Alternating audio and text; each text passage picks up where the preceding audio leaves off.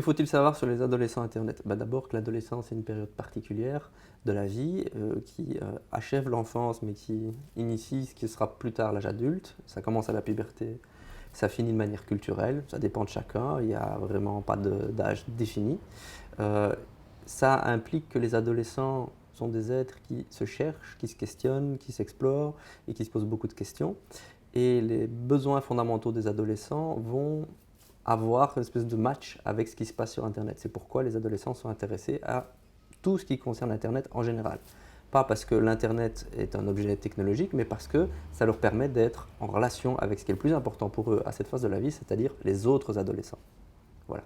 Donc les autres adolescents sont importants. Pourquoi? Parce que c'est une question d'identité. Un adolescent est une personne qui se cherche, qui se découvre, qui s'explore. Et comment on fait ça? En regardant les autres. Les autres qui nous ressemblent, qui sont dans les mêmes phases que nous, qui sont dans les mêmes enjeux. Et donc les réseaux sociaux numériques et Internet n'inventent rien. Ils permettent juste aux adolescents d'être tout le temps en lien avec les autres adolescents. C'est un peu le mythe de la fusion adolescente. On est toujours amis avec ses amis pour toujours et tout le temps en lien.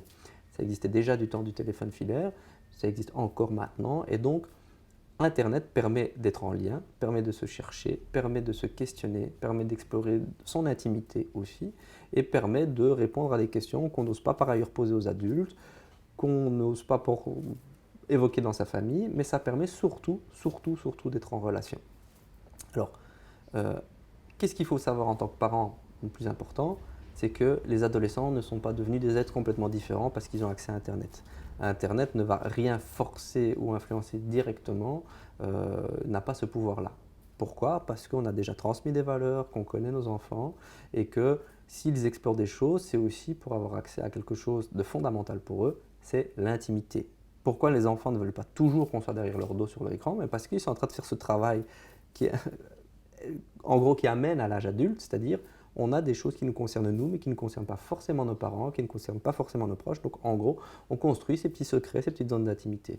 Et Internet, c'est aussi ça. C'est-à-dire que l'intimité, du point de vue de l'adolescent, c'est pas garder des secrets pour les autres amis, c'est surtout échapper un peu au regard parental.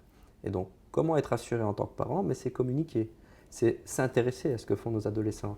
C'est être curieux, être bienveillant et avoir des conseils plus du style éthique et les valeurs qui sont importantes pour nous en tant que parents plutôt que la compétence technologique. On est de toute façon dépassé par la technologie, les adolescents ne maîtrisent pas tous la technologie, par contre ce qu'ils viennent chercher chez les adultes, c'est-à-dire du soutien, de la sécurité, la possibilité de parler de ce qui m'inquiète, de ce qui me fait peur, de ce qui me révolte, et tout ça, il faut l'accompagner en tant que parent, et on est tout à fait compétent et valable en tant que parent. À la limite, on est les plus compétents pour ça, parce que nous sommes les personnes qui connaissons le mieux nos ados. Donc le parent est un acteur très précieux de l'éducation aux médias qu'il faut sensibiliser, accompagner et soutenir, et donc les adolescents sont très à l'écoute de ça.